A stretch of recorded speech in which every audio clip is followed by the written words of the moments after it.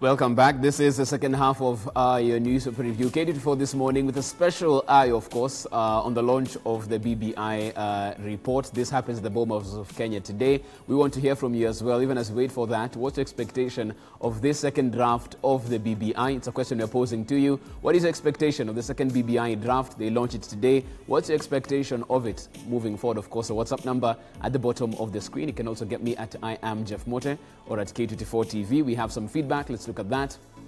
Of concern are issues to do with policy and revenue sharing. The executive headed by the president deal with policy restructuring and implementation. Let the Senate handle the issue of revenue autonomously. Leave Wanjiku alone. Okay. Didn't leave a name or where you're watching from. We'd love to know next time. Korir Lawrence from Embakasi East. It's absurd for politicians to lobby for several political seats such as Prime Minister, Deputy Prime Minister, etc. Kenya belongs to all of us. Meanwhile, DP should attend today Boma's meeting. Okay? Okay? And of course, even as you look at that, of course, don't forget you can get yourself a copy of Your People Daily straight to your phone. It's only 10 shillings. The number that you dial, star 550 star 4 hash, as you get it right there.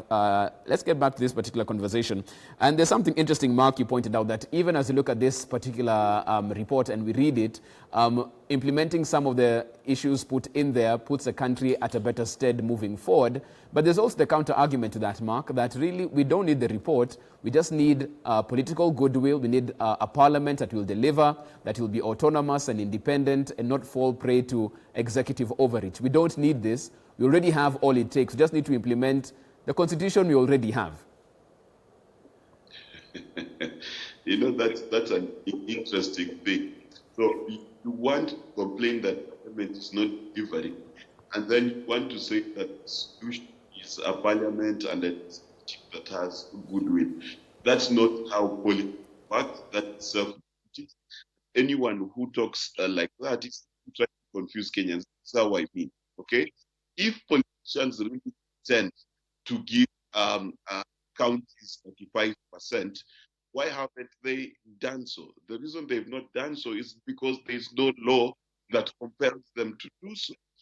Today, we know that counties receive the monies they've been promised because the law forces Parliament and the Treasury and the Executive to do so. So let us not pretend that goodwill is what is going to drive a nation forward. Donald Trump taught us that the American presidency survived for a long time with goodwill. Look at how many rules he's broken and spoken that he's broken. So let us not imagine that you do not need to put a test around the political class for them to be able to deliver. And trust you me, Christians are all the same. If we do not insist today on our 7-year holiday and allow to go into 2022, no such guarantee, new status quo will remain. So if there is some good for Wanjiku there, then Wanjiku needs to push for that to happen for her sake. You know, if you look at what the average MCA will be able to hold in terms of what fund, varying from 250 million to 400 million per year per MCA, it will be foolhardy of any person who is in need of assistance or in need of seeing development in the region to start fighting the BBI on the premise that what you need is goodwill. My friend, the way we vote in this country, how many goodwill politicians do we put in office? How many goodwill politicians do we ourselves put in office? So the best way to do it, if you know you're going to buy a dog and it's going to be barking at everybody, then start fencing your compound. And that's what the BBI is about. It's about facing the reality that every year there's an election, we have tension in this country and we can't do business. We know every day they're about to announce the winners of an election in August. We know it is a holiday. We know from the 8th of August, the 9th of August, the 10th of August, we know we will go to work because we are scared what will happen. So we may have forgotten why the handshake exists, but the realities of it have not changed. So my question is, if there is good in BPI, why are you using platitudes to fight? Use to control the politicians you're complaining about. Nold? I know even Mark as a communications person really wants consistency in communication. He wants them to actually come forth and there's a way Mark wants communication to actually get out very clearly. But Mark also understands the politics of publics, knowing too well that all these politicians are not speaking to the same public.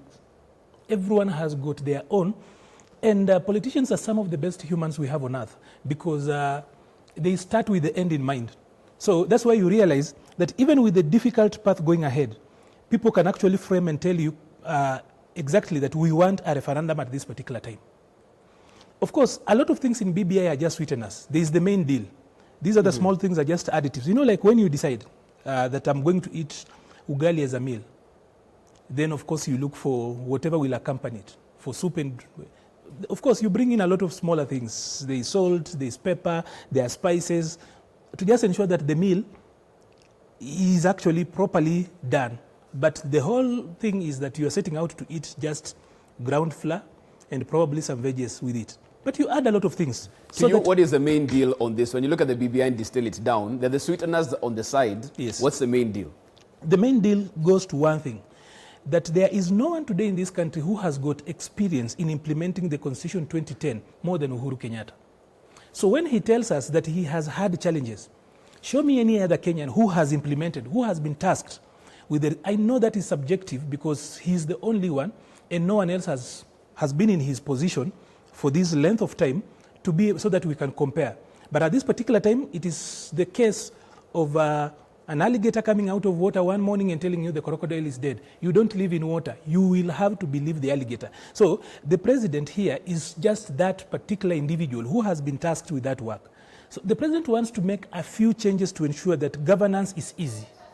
Governance is actually is manageable. So at this particular point, as an individual, he is the only one. But there's no one. We can go out in platitudes, speak good English, throw out all these things, but the whole issue is about the governance structure. And you see, public administration, there is nowhere where you can actually have a pure way. As a politicized bureaucracy, you find that you are not going to have things work the way you want. Strict, you know, professionals like Mark will want things to actually work, as in there's this goal and there's this effect. As in when you move one, when you make one move, you already have come up or defined how then the movement should actually, or rather the consequent effect should be. In public administration, that becomes a little bit very, very difficult. Like I already said, in too many places, including ours, it's politicized bureaucracy. It becomes very, very difficult to sometimes move around. So the real deal here for the president, I think, is to actually ensure that he has got a country he can manage well. This manual we gave him to manage the country with, he has been there, and no one has been there more than him. And he is telling us, these are the challenges I have. Some of them you know, some of them you might not understand, but as the CEO of a country, this is where it is. And that is what I think. The rest of these things is just to ensure that whatever we are adding in is just spice, probably adding some sugar in coffee to ensure that it tastes well. All those, for me, are sweeteners. But that, for me, is the biggest issue. And that is why I see guys really trying to look for a fighting chance as an opportunity to fight. I know the politics of agreeing to everything. As in, when you have got one way of going about things, it's very boring. I have said politics of the handshake, politics of consensus are very boring because consensus naturally is not very human. We really need to change. I'll be getting to Mark in a bit, but Arnold, just wanted to, as we've spoken about really what the issue is from where you stand, and it's a governance structure of the government. With the conversation that has gone round and round, they said they went to all 47 counties on this one. Do you think the overwhelming sentiment was that you want a president who can appoint and fire his DP, appoint and fire his PM, we want deputy prime ministers? Is that what they got when they went around the 47 counties? That was the most urgent need Kenyans had? They got one thing, and it's not in the words you have put there. Kenyans have consistently said that they want to choose the leader of their country. Kenyans have insisted throughout, in all the surveys and all public feedback that we've gotten in the past, when you talk about how then do we govern this country, would you rather that we move the power to choose the manager of the country the top manager of public affairs management, from a few people like MPs, Kenyans have insisted that they want to have a direct hand. They want to exercise Article 1 of the Constitution. So that is why you would want somewhere for, no one has tested it here, you would want to say, let us have a powerful PM so that then he is counter-matching the president and then all those things.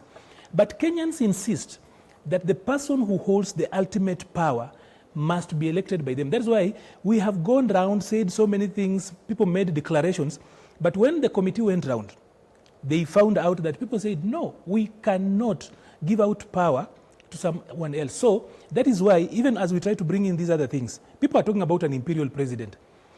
Again, for me, it's about how we are framing issues. The president, you need a leader who makes decisions. And by the way, the bigger the team, sometimes it's very hard to make decisions. And that is why I think, even in the structure, we are leaving power to one person to be able to appoint, to be able to fire, but to have space for so many other people. We cannot have so many people controlling the central power. It's not going to be possible within our setting. And we as individuals do not want to give MPs, who already, by the way, the most powerful organ today in this country is actually Parliament. And you see how they have done it. So we are just taking back a little bit of power to the president and balance out. I know it feels strange, especially for those who are like, no, we didn't want a powerful president. Now we gave Parliament all the power. Have they delivered?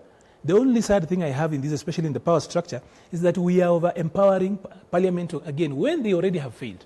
Mark, I want us to talk about the economics of where we stand, the realities in terms of the economy right now. We're looking at very many youth, very many people unemployed. We have businesses that have closed. We have a country whose public debt is really getting close to that ceiling as it stands. And most people are talking about the fact that we really just want to talk about the economics of the day, and that is not what we are seeing happening at the Bomas. Right now, it's all about, as we've seen, governance structure, who's getting what, who gets a political power post-2022. I'm laughing because of how we take macroeconomics to be very basic.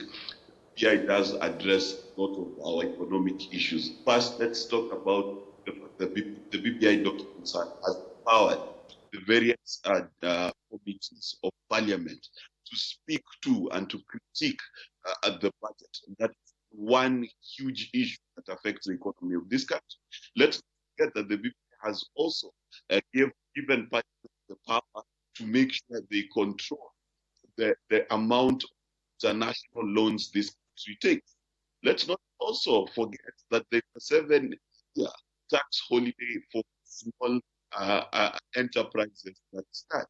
Let's not forget that there's 5% for development fund. Let's not forget there's 5% allocation to governments. Let's not forget that there is a regional business incubation hubs. So it's easy to ignore those things and simply focus on the prime minister position, as though that have prime ministers all failures in the world. Is Finland a failure? Is Germany a failure, even though they call their prime minister a chancellor? So we need to objectively look at what we actually getting. This document, in as far as the economics is concerned, the category economy, it's one of the best things to come out of any political exercise, because it actually puts at the center the need and the desire for Kenyans to have an equitable share of the national cake, as it were. How do I know this? It's also in the BBI, where it is discussed that every county government and the national government shall allocate funds for the alleviation of poverty. So there are direct answers there. But I'd like to just hop on the comment that Arnold made, I think was full of wisdom. Number one, we must look at the persons, the history of Raila Odinga and Uhuru Kenyatta to determine what the intentions are with the guy. These are the only two individuals, only two senior politicians who've been leaders of opposition, who've been prime minister, who've been deputy prime minister, and who have been president. Okay? This history is important. They know how the country was when we had an official leader of opposition. They know how the country was when we had a prime minister. They have the history of actually sitting in those offices as prime minister when there was a sitting president, as deputy prime minister when there was a prime minister and a president. And they also experienced, and Kenyans may have forgotten, the fact that the Nusum government, which we like to belittle today, had the highest GDP growth in a single year in our history. And that is why I'm telling Kenya that the position of prime minister is not necessarily evil. If you look at countries that have prime minister, they're doing well. So the truth is that we are conflicted between our personal feelings for whether we like Ruto, we like Uhuru, we distrust Uhuru, we distrust Ruto, and we are losing all objectivity in looking at what is presented to us objective. So when someone says, oh, this document is just about the prime minister and deputy prime minister, I'm shocked because I have a copy here. And if you go through it, less than 10% pages in this thing, 200 plus pages, are about the prime minister position. Now, if you refuse to go read about what is there in terms of fighting corruption, how intelligence is for the first time put as a key in fighting corruption and fighting cartels, then you just simply choose to focus on the minister only, then to a next level. Then you'll be very depressed. The truth of the matter is, whether it's in IPC fighting corruption or the issues of Wanjiku, this is a very good document. CDF at 100 million per year to a constituency bigger than a ward has revolutionized this country. Can you imagine 250 million per year towards a ward, just administrative unit every year? So if you choose to ignore that, we will have the same question you ask, what is there for one?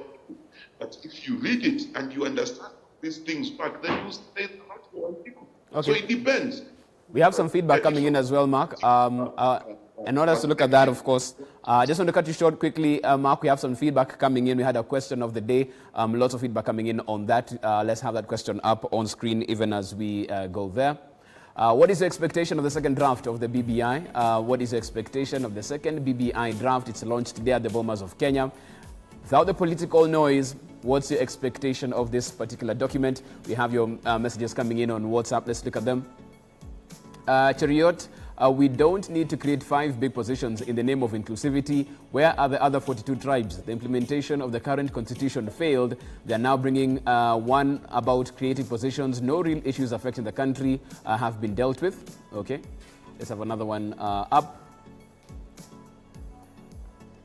Morning, Jeff. Vincent Bosire from Bomet. The BBI is the only way to go because it seems to address inclusiveness, especially the young people in learning institutions. More importantly, it creates a position of opposition leader, someone who is being defeated by a small fraction of votes, remaining in the coldness for 5 years. Okay, so keep those coming in. Of course, we'll be looking at them even as we wind up this conversation. You can still get me at I am Jeff Mote or at K24 TV. We have the last couple of minutes on this particular conversation. Arnold, we're looking at it from a point of view where even before it has officially been released or launched, this particular draft, this particular report, we have people living with disabilities saying they were sidelined, teachers saying they weren't adequately consulted, health workers up in arms in terms of the commissions put in place.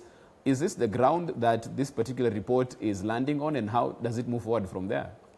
You know, Jeff, I always laugh when I hear politicians go out there and declare that BBI will, or any particular process for that matter, is a win-win situation for everyone. From a practical point, or any practitioner of public administration will tell you that the basis upon which public administration rolls is something called Pareto optimality, or rather, you will talk about, is it Pareto optimal? As in, you cannot make a certain situation beneficial without sometimes taking away from something else. That as you try to make somebody rich, if somebody is going to gain, somebody somewhere has to lose. In this system, that is how things are going to work. Mm-hmm. It's not going to be easy to actually take care of. So it's a matter of balancing interests and sharing resources, whatever they are, in a way that then we prioritize what is more. because we are not in a place. Of course, in budgeting, anyone will tell you that resources are finite. So we will have to prioritize. It is the same thing with power as a resource pool. So we have to see how we balance out. It's a tragedy of what they call the commons. So here, some people, or at least some essence, so we will actually look at you, Jeff. If you lost a tie, are you naked? No. But if somebody else got that tie, will they be in a better position? Yes. Probably they don't have a jacket, but you have got a jacket and you have got a shirt. So we take away that. You will be protesting because you want that tie. Mm-hmm. But we also, so the matter of somebody losing and somebody else gaining is going to be there. And that is where I see now, we realize that Article 27 is heavy and we cannot pretend about women. That's why you realize that the guys then who came up with the drafting, somehow they forgot about Article 54 and about the people with disability. So to balance out the power pool and what we have, which is actually very limited, we will have to ensure that a few other people lose. Of course, I know that there should be other places where we don't walk back, especially on people with disability. The Article 100 group, even as we talk about women, we have forgotten that they are youth, persons with disabilities, the marginalized and the minorities. That group in Article 100 that has been forgotten all along. So that's why I said that the report is good, but for me it still remains agenda notes upon which we do further planning, refine it and go forward. But we cannot have a specific and very straightforward agenda because it's difficult. Mm-hmm. We are talking about governance here. We are not talking about making tea where it's just specific. I have power, I have got water, I have got milk, I have got tea leaves, and I have got sugar. It cannot be that straight. This is governance. It's much more complex than we really want to put out there. If politics was child's play, everybody would play. It doesn't work that way. Right. Yeah. Can I get Mark in on this one as well? Because even as we wind up this particular conversation, from where you stand, Mark, what do you expect, even as this particular document is launched at the Bomas of Kenya? The Standard asking the question if DP Ruto shows where it goes from here. Of course, we've had his position on this and various others. How do you expect the tone and tenor of conversation to be at the Bomas today? Well, let me just get on what that's about youth, women and people with disabilities losing and nominating slots. I want them to that's been cured by the fact that political parties are required, they are giving their party list to include a certain quarter of women, a certain quarter of youth, a certain quarter of people living with disabilities. That also affects the amount of they're getting from the exchequer every year. And that is a better solution because one of the things that we need to understand is youth actually have been elected more than the nominated that exist in the current structure. But to your question, what is expected today? Number one, we need to remember that Ruto's descendants were removed from the rank and file of Jubilee leadership. So if you expect Jubilee leadership to speak, then the only person speaking for Changa in Jubilee will be William Ruto. So what do I expect the tone and tenor to be? That a lot of the speeches you will hear today from Bomas will actually be pro-BBI because it will be ODM, it will be NASA, it will be Jubilee that is on the side of the president, and the deputy president has softened his stance. He's talking about an all-inclusive conversation, and of course I expect that he will repeat that message.